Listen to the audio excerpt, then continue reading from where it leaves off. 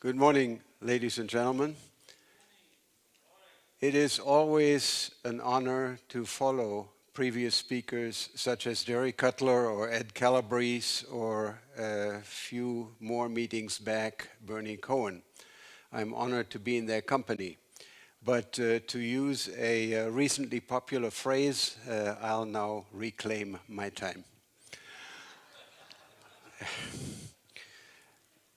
My subject is mineral resources.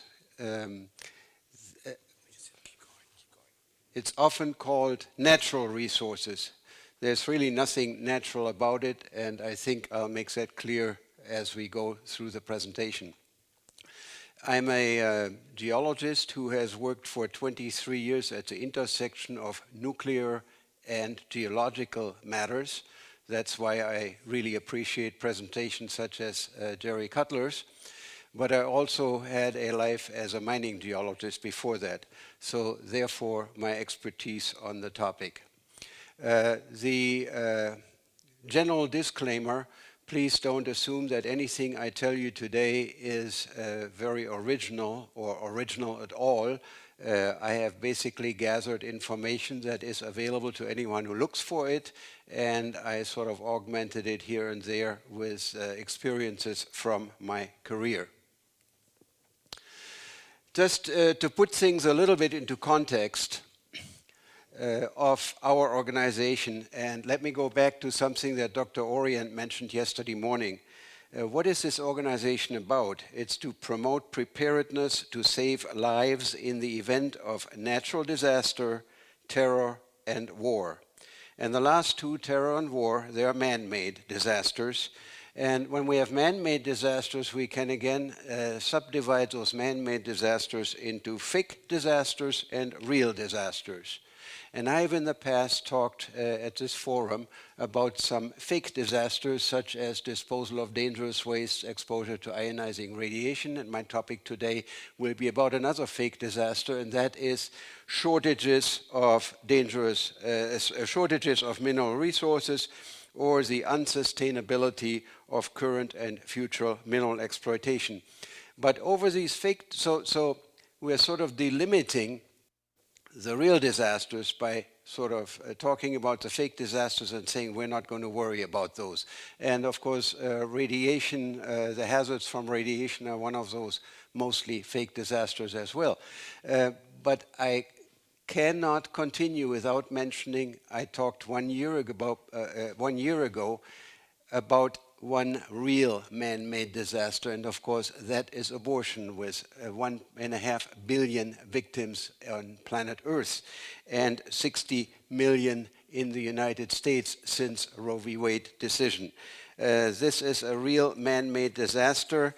It is a privatized and individualized serial mass murder, and we need to keep that in mind. I will not come back to it during my presentation, but I wanted to mention it here just to put everything into proper context. And since we have right now a political season, I think it's really time for us to bring this up to the candidates, especially those nominally pro-life ones, at every opportunity.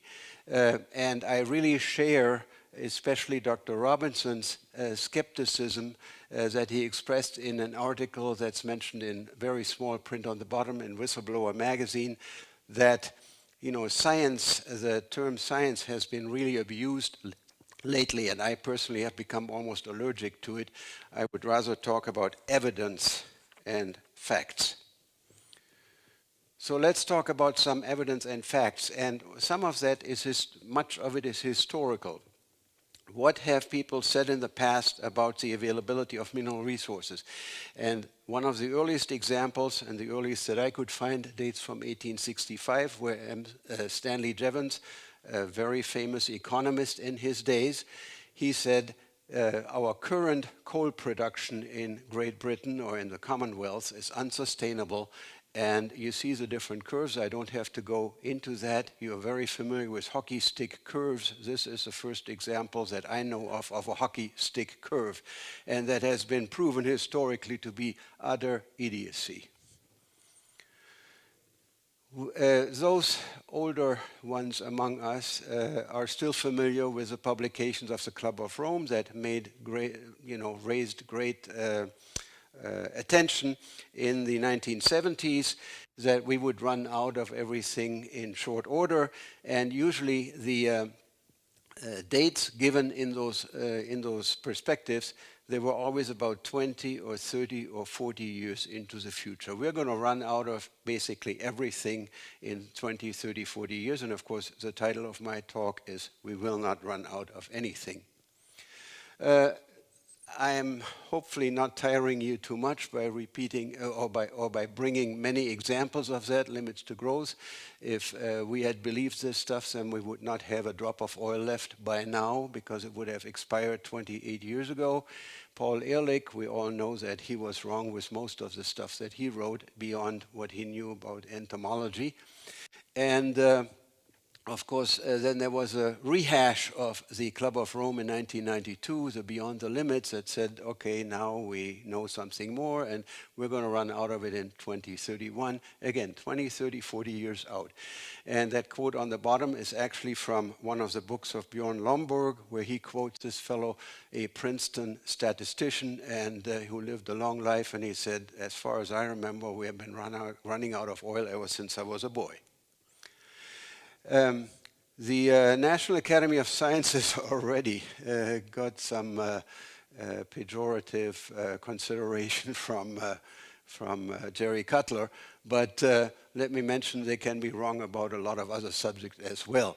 Very mixed bag of assertions from a report by the National Academy of Sciences. You can read them yourself. The first paragraph down there in red have indicated what my opinion is of these statements. They are generalities that have been proven useless and totally wrong in forecasts. The second paragraph said everything has, side effects. Basically, it's a triviality associated with any human endeavor, not specific to mineral resources. And then that last statement is absolutely without any proof. If you ever hear any talk about people talking about the decrease in the number of species, biodiversity, etc., and you ask them for any particular numerical statistical proof, it doesn't exist.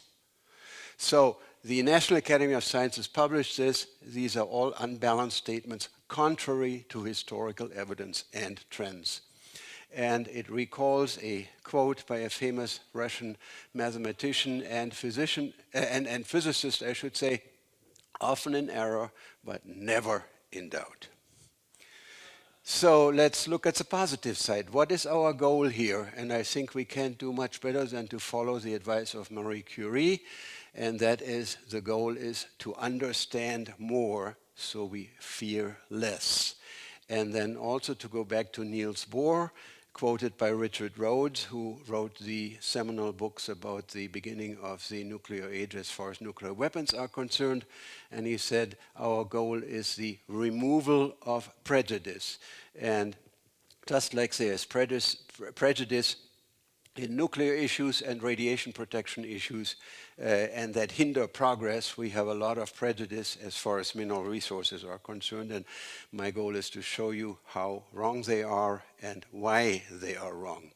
So as a geologist, I am a skeptical geologist, sort of similar to Bjorn Lomborg.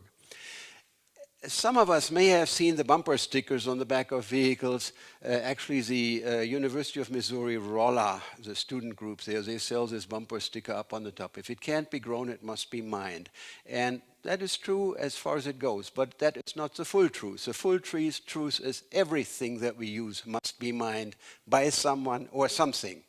If we don't mine it, then we farm out the mining to plants or animals. Okay?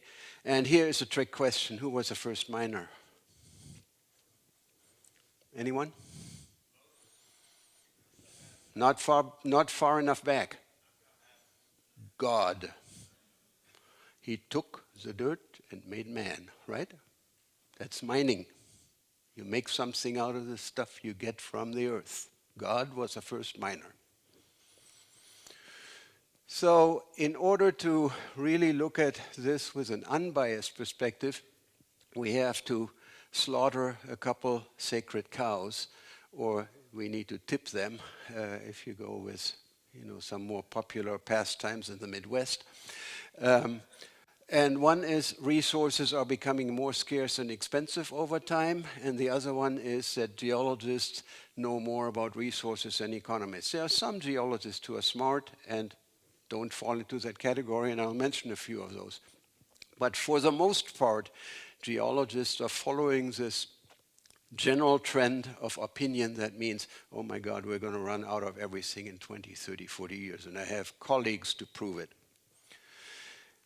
The great counterintuitive author to all of this idea that we are going to run out of anything, the great example is Julian Simon. He was an economist who was originally a liberal, who was convinced that, of all the verities that are out there that everybody believes and everybody knows to be true. But then he looked at the facts. And what he found when he looked at the facts was this one here. That is that the prices of all commodities have a general downward trend from the past into the present, and then on, you can project that into the future. And he put his money where his mouth was. Some of you may know about that famous bet that he had with Paul Ehrlich, where they bet that, where he bet that everything in a basket of commodities, mineral commodities, would get cheaper over time, and Ehrlich bet the other way, and Ehrlich lost the bet. Rightly so. I put a copy of several of these books by Julian Simon out there on the table, and I note for free to distribute to good homes. And I noticed most of them are gone. There's still 2 articles there, and 1 book is there. So if you're interested in the subject, there's still a book and some more stuff there. Another great mind as far as resources is concerned is a fellow that most people have never heard of. Julian Simon, I'm pretty sure some of you in the audience have heard of him before. But Erich Walter Zimmerman, he was born in Germany, and I feel sort of a kinship to him because he emigrated in 1912, which was at his age at the time, the same age that I immigrated to the United States 60 years later. But he, and notice he is definitely a highly rated academic, because otherwise the University of Texas wouldn't have named a chair after him. But the most famous sentence he ever said was, resources are not, they become. How does that work? Let's take an example, uranium. Uranium was an almost useless byproduct of gold and silver mining in the Ore Mountains, are located on the border between today's Czech Republic and Germany over in Saxony. They were mining silver and gold, and the uranium was stuff that, except for coloring glass, had no use for. Then, of course, Marie Curie discovered radon by using some of that thrown away stuff from Joachimsthal. So something that was basically considered trash, a byproduct, became valuable in nuclear power plants, nuclear weapons, etc. In reverse, what happened was borax from the Death Valley mines was at one time a highly sought commodity, and then we found things to replace it with later on. If you go to Death Valley today, so to the old borax mines, they're obviously no longer operating. We don't have the 21 mule trains anymore, that sort of thing. So that is, humans make resources. They discover uses for things that otherwise didn't have any uses. Humans didn't use coal until roughly maybe 1200 in Great Britain. There was coal long before that, but it wasn't a resource. We didn't recognize it. We didn't use it. Oil, about 1865, potash about the same time. So just some examples. But let's look into oil. And that book was also out there too, and it found a friend already. One of the best books on really the oil crisis and peak oil and all those things. It was published in 2010 by Stephen M. Gorelick, and he is actually a geologist, hydrologist specialty, at Stanford. And he says the same thing I mentioned. We usually had 30 to 40 years of oil remaining, and regardless of that, we always have had that. And the fundamental peak oil assumption, you remember the peak oil idea that M. King Hubbard was mentioned by Joe Limecooler yesterday briefly, but he said that, you know, oil production is going to go up, and then we're going to go over a peak, and then it's going to go down on the other side, and we're going to run out of oil. And what we now know is, or what we always knew, but we mostly didn't realize, is the ultimate size of any resources is unknown, but we also know it is usually and actually always larger than what we thought we had. Example, again from Gorelick's book, 1942, we estimated that the Kern River oil field in California would have just 54 million barrels left, and a few years, 40 years later, we had already produced more than 13 times what we thought was there, and we still thought we had, you know, almost 750 additional, or we had another 2.5 billion barrels in there. With new technology, we can discover more. So what it shows is one example that these reserve predictions, they didn't mean anything at the time or today. And Gorelick in his book has a few nice curves up here. Gas production in the conterminous United States, so without Alaska, and of course there's nothing in Hawaii really as far as natural gas is concerned, but this is the prediction by Hubbard. It was made in 1956, and the actual production is up here, and of course it's still going up. The global oil production, not just the United States, same story. The Hubbard peak right here, prediction, and this is where we are. And then, of course, more details. I refer you back to what Joe told us yesterday. And then really significant are also these graphs here, because it shows the the US oil endowment and the global oil endowment and the estimates and reality between 1940, in this case from 1960 to the present. And you notice the distance between these two lines is always around 40 years, 35 years here, 45 years. So we always seem to have just 40 years ahead of us. And one of the things that we always need to keep in mind with looking for any mineral resource, whether it's oil or not, this is just the example of oil. We have huge offshore areas that are potentially oil-bearing, yet we have so far really worked intensively only part of the Gulf of Mexico. There's a little bit of offshore production of California, but it got shut down due to politics. And off the Atlantic, it's pretty much has never been there. Again, due to politics. Alaska, we have done a little bit, but this entire sea is still largely unexplored, and it's all shallow water, shelf area. Nasty storms, nasty climate, yes, I grant you all that. But this picture is just to illustrate, we have huge areas that are basically either not explored or completely underexplored, again, with the exception of the Gulf of Mexico, which is Joe's home turf. Wallace Pratt was a very famous oil geologist. He was one of the founders of the American Association of Petroleum Geologists, and he published a famous article in 1956, I believe, where he said, where oil is first found is in the minds of men. That means resources are not, they become. They become because we have human beings that are applying their intellect to the problem of finding more mineral resources, and they always find more when the need arises. The undiscovered oil field exists only as an idea in the mind of the oil finder.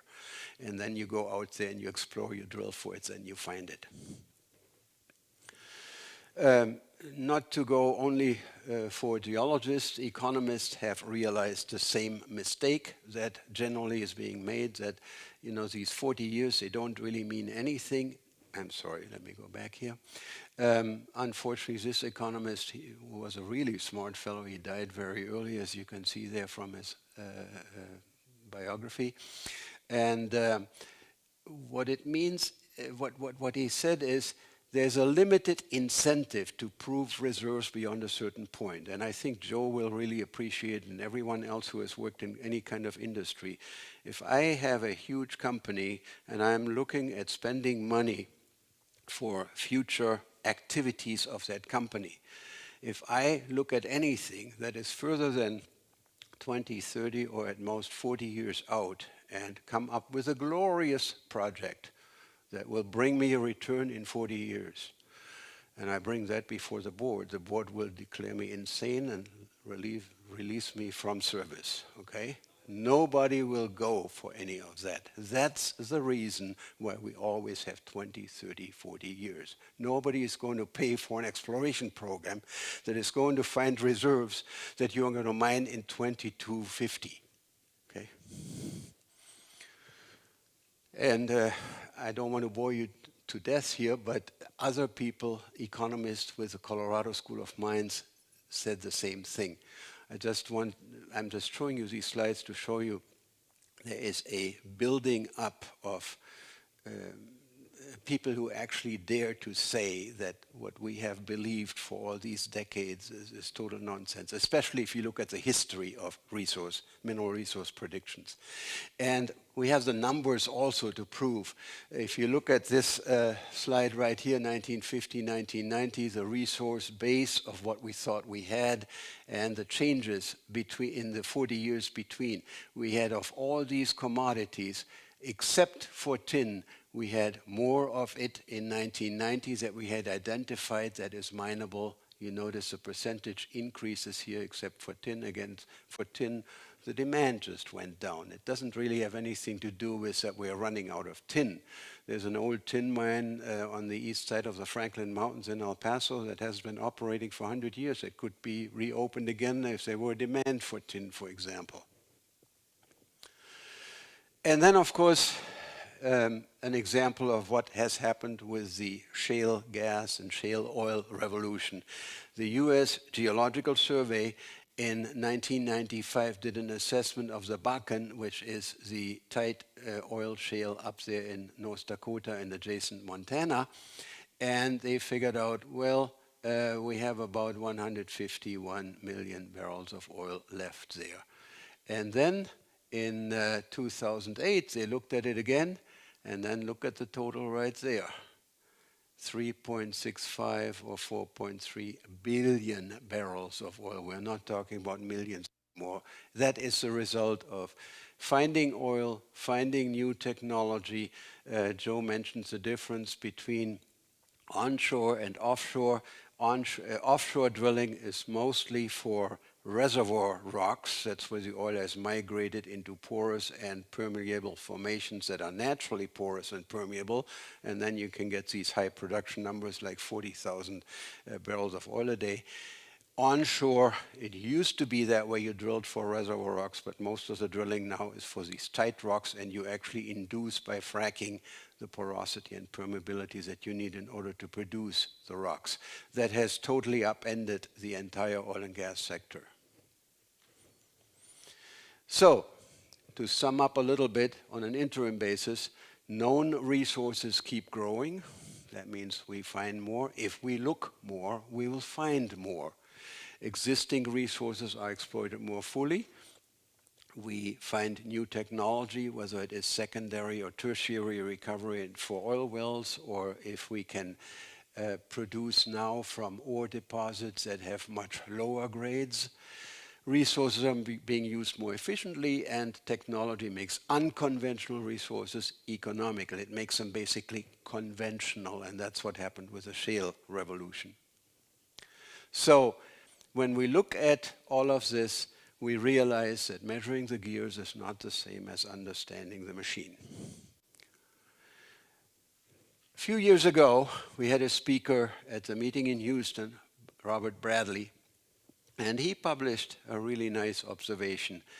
Very often, when we look at the progress of mankind in any endeavor, we are essentially looking at man as just another animal. And when deer, for example, in the second paragraph, when they run out of sustenance, they die. Well, when a rational thinking animal, human beings, when they begin to run out, they turn their brains and their social institutions to producing more, to find more. or to be able to get more of the stuff that we already found out of the ground. So, we need to look at humans as thinking animals. And that is one point that Julian Simon also emphasized. He published these books, The Ultimate Resource and then The Ultimate Resource 2. What is the ultimate resource? The ultimate resource is not the stuff in the ground. The ultimate resource are people that are applying their brains to the problems of finding more when we need more. And the historical experience has shown us that we have always had more than what we thought we had once we applied our brain to it. Sheikh Yamani, some of you might remember that name from the old bad OPEC days. The Stone Age came to an end not for lack of stones, and the oil age will end, but not for the lack of oil. Maybe we'll find something better to replace oil. Maybe before Joe finishes his career with his company. And it's not just for oil, it's the same thing for all mineral resources. So in South Africa, of course, we get a lot of gold and platinum and other, significant minerals from there.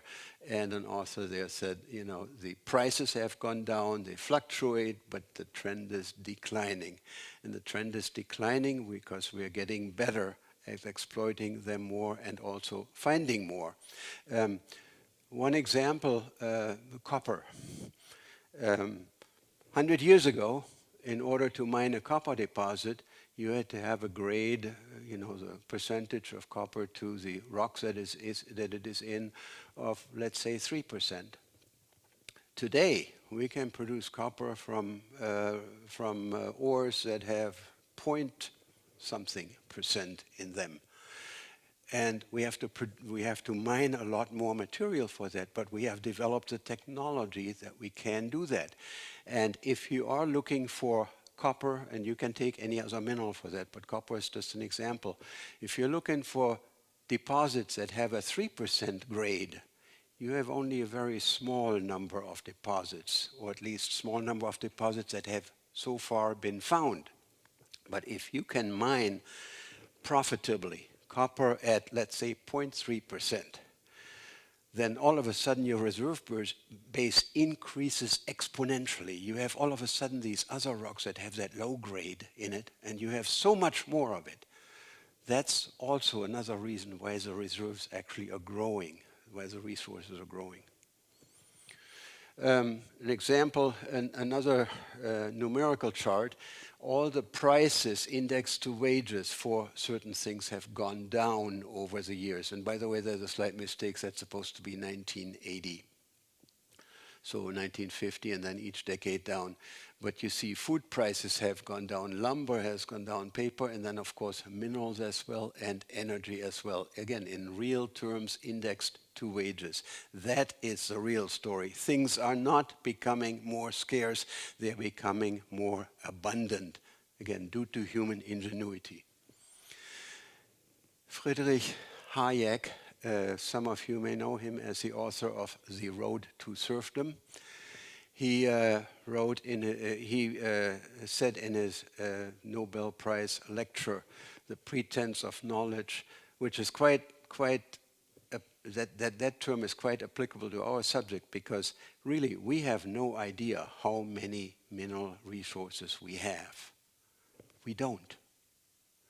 And that's the point that he makes. If 60 or 70 years ago, if we had heeded the warnings that we're going to run out of stuff, we would be out of everything and we wouldn't have anything. If people had heeded, Thomas Edison's warnings about alternating current, for example, we wouldn't have the grid that we have today. Let's not listen to the doomsday sayers. Oops, I really like this. Whoops, there we go.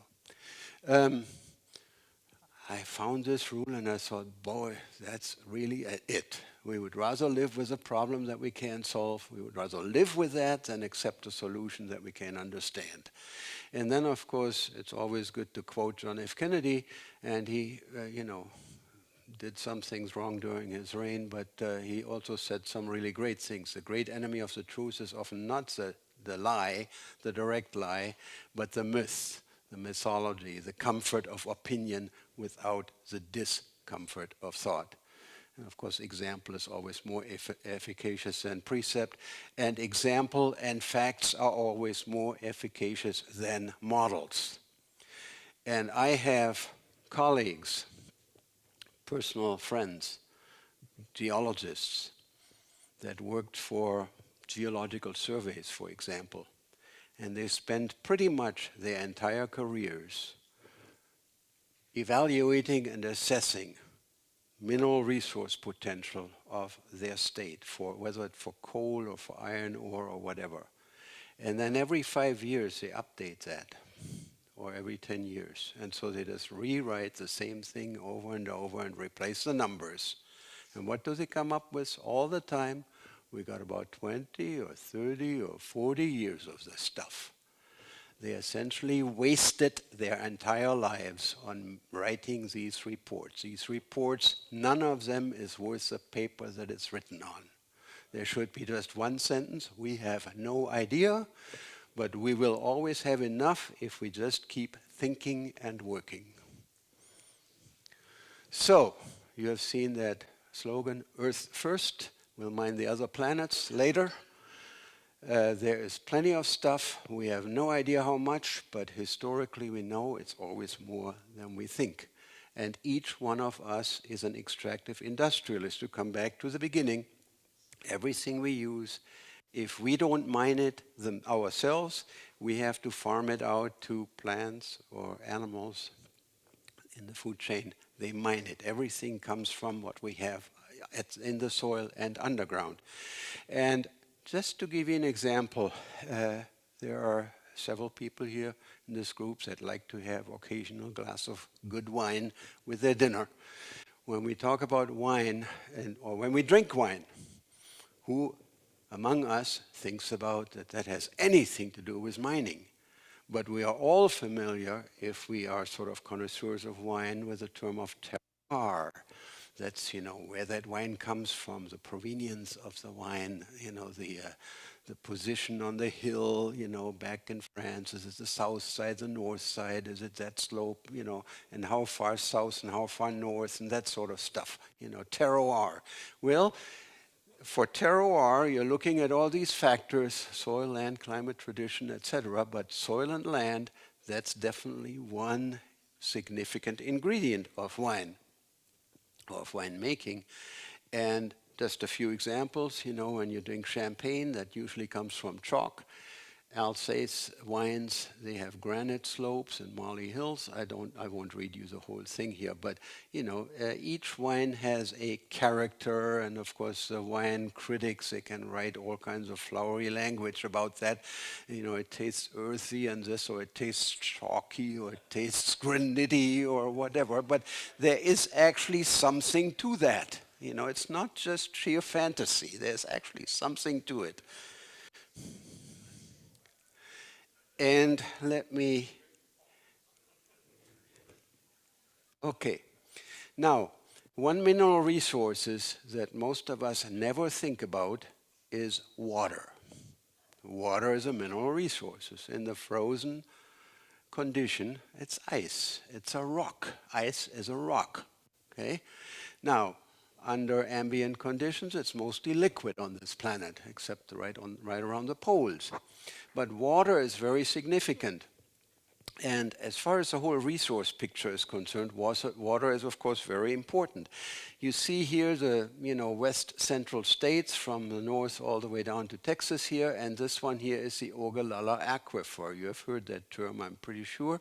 And it is the aquifer that provides the irrigation for most of the agriculture in this area. And if you ever fly east-west or west-east, you see all those green circles down there below the plain, the center pivot irrigation systems, and they get their water from the Ogallala Aquifer right there.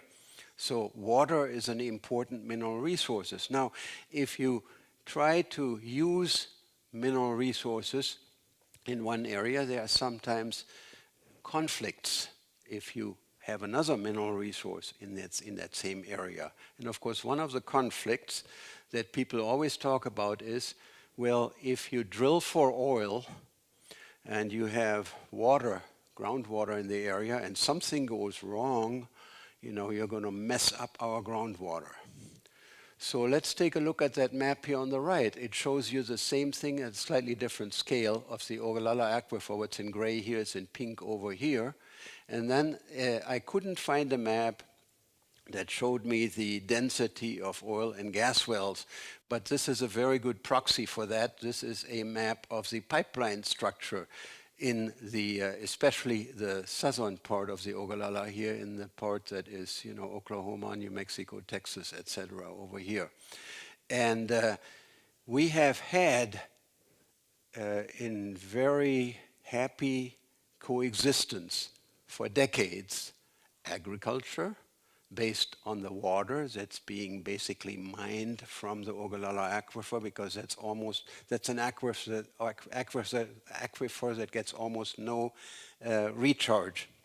So the groundwater horizon, or the depth to groundwater, is actually progressively going further down, and eventually will lead to the end of agriculture in this area here if we don't, slow it down significantly.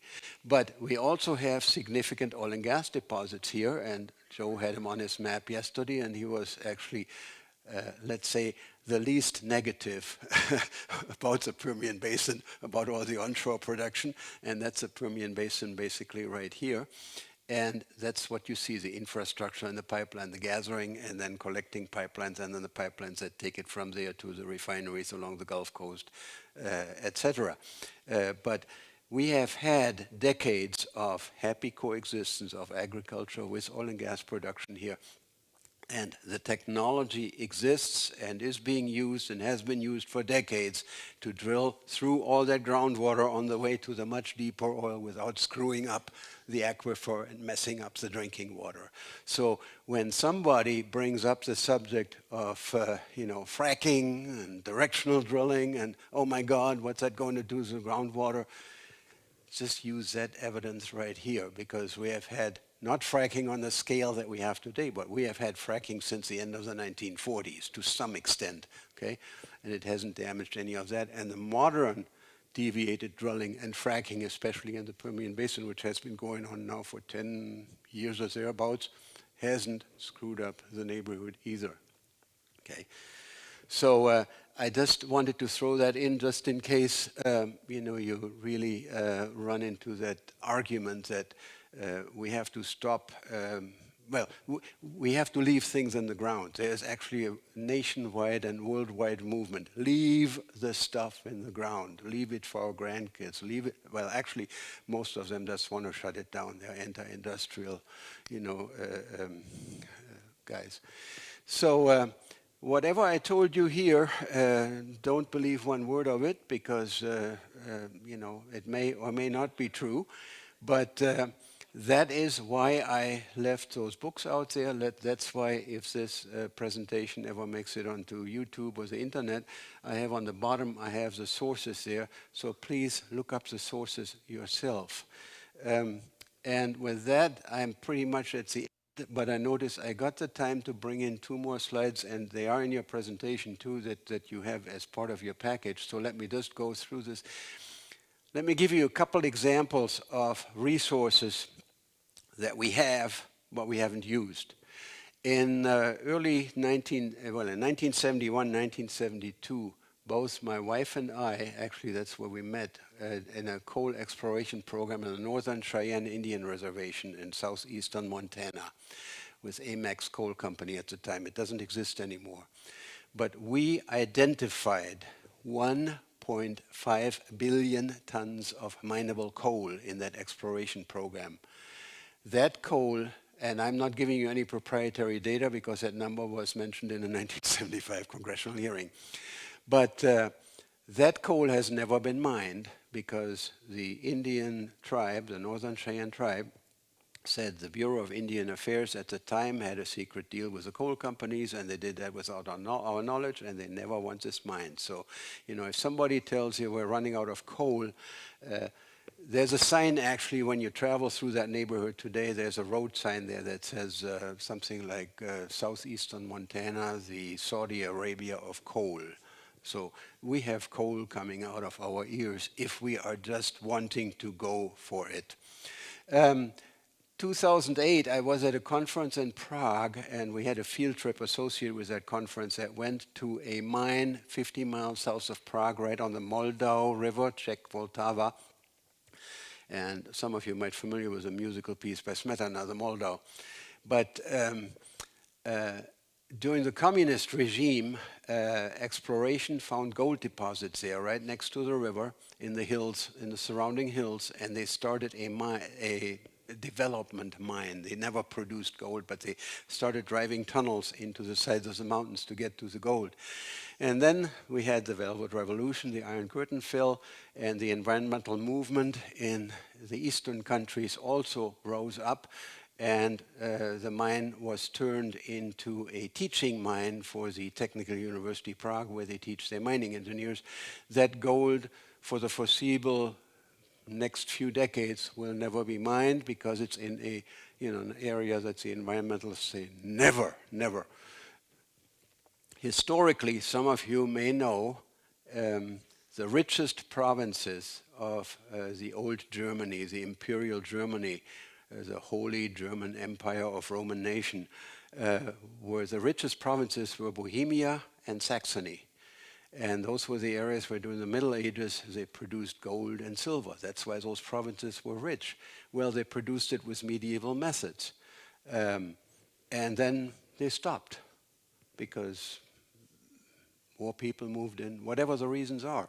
But there is no reason to believe that that gold and silver is gone. There's going to be probably, you could turn that into another South Africa if you just decided to. Okay? And then an example much closer to home. I live in Carlsbad, New Mexico, southeasternmost corner of New Mexico. From us to El Paso, we have to drive to the southwest to the Mexican border, 160 miles. And south of I-10, that goes from El Paso to San Antonio, there are these peaks right here, and these are rare earth deposits. Companies have explored in those hills for the last 20 years. One company explores, it says, oh yeah, we find something, but it's not our company objective right now to go for that stuff. They sell it to another company, changes ownership several times, and everyone says, oh, we can't necessarily believe what they found, so we need to do our own exploration. So there has been layers and layers of information gathered about these hills. There are huge rare earth deposits in there, and because it is in Texas, maybe one of these days it will actually be mined, because Texas is still relatively friendly toward mining, and especially because of the oil and gas tradition in Texas.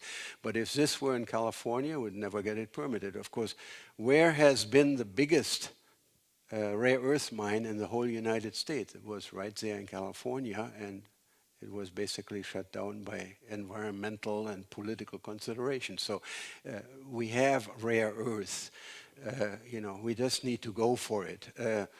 People sometimes talk about uranium and say, and then you read these things, maybe we can go, or this is the reason why we can't go for nuclear power, because our uranium deposits are going to run out in 20 or 30 years, which is, again, that magic number, 20, 30, 40 years.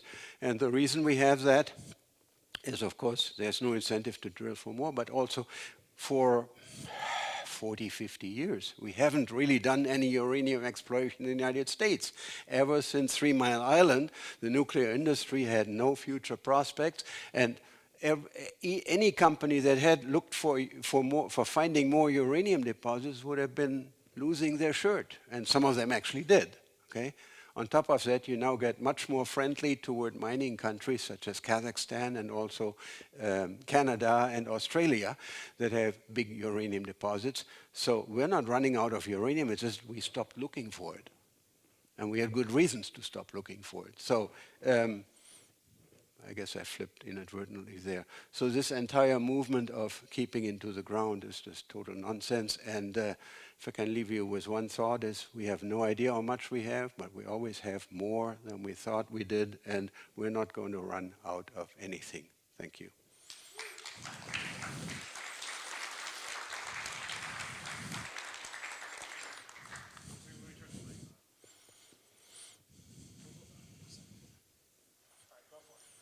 Norbert, I have 2 degrees in geological engineering, and I'm not exaggerating to say I've certainly heard 100 presentations by geologists.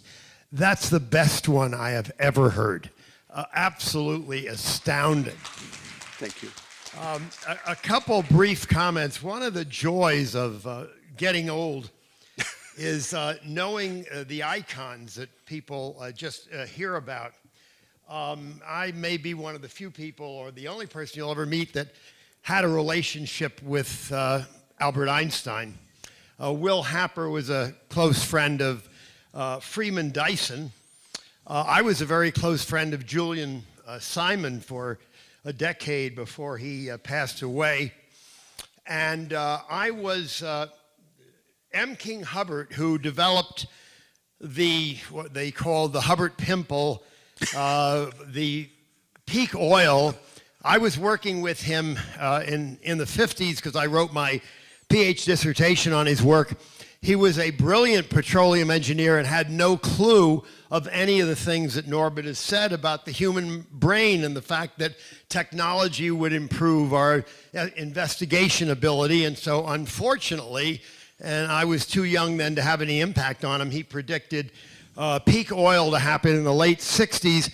And that's why, we have had to put up with wind and solar all these years, because he said we were going to run out of oil. And of course, everything Norbert has said is absolutely correct.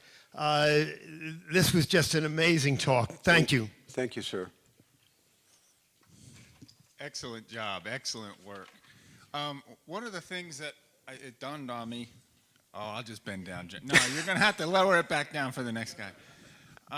When we look at all these geologic maps and graphs, we look at it and we see it within the dimension within which we live. And that's the time frame that we experience. Yes. And one of the things that we're finding in oil exploration, and it got slapped me in the face this morning, is we lose concept of time, geologic time. What happened over time that enabled that resource to get where it is now? And as we understand the concept of time better and how things move within the earth, because it is a dynamic system, it just occurs on a time scale we literally don't experience and can't comprehend. But when you roll in the concept of time, now you can understand why things are where they are in the earth, and that gives you clues where to go look next. And that's the next big frontier, is blending in the concept of time and the technology that we have. That's why we're finding, certainly in the Gulf of Mexico, stuff that people literally couldn't even see, and up until now, yes, couldn't even, for me anyway, in my limited capacity, we couldn't even conceive. Yeah, if I could respond to that briefly. Even in the 1950s and 60s, there were discoveries made, especially in my neck of the woods, southeastern New Mexico, where people had drilled repeatedly through oil reservoirs that they never recognized were there, to reservoirs they were looking for, and then they produced. And then only years later, they found out, oh, we have all these years, we have found oil down there. Okay, we found oil down there in that hole. But what we never knew was there were these lakes of oil, these underground lakes of oil we drilled right through. And the reason was because of technology. They had drilled through it with water drilling mud, and the water that they used in order to bring the cuttings back up had squeezed all the oil away from the wellbore. They never saw it while they were drilled through it. And then one day, they had a mud logger on the well that as they went down, he saw this little sheen on his samples. And he said, it looks like there might be something.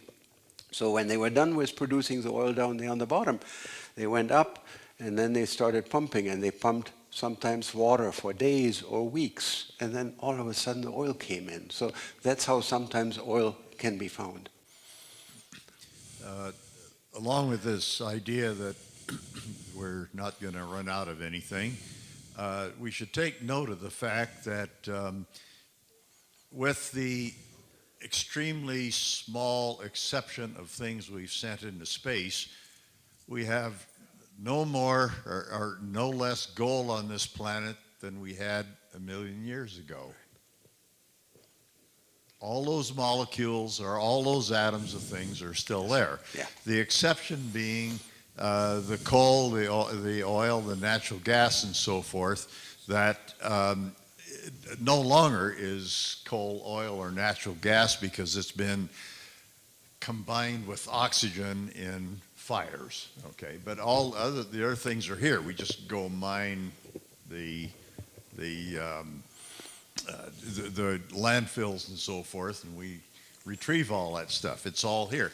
But the price for it is, since it's increased in entropy, it costs us a lot more energy to get it out.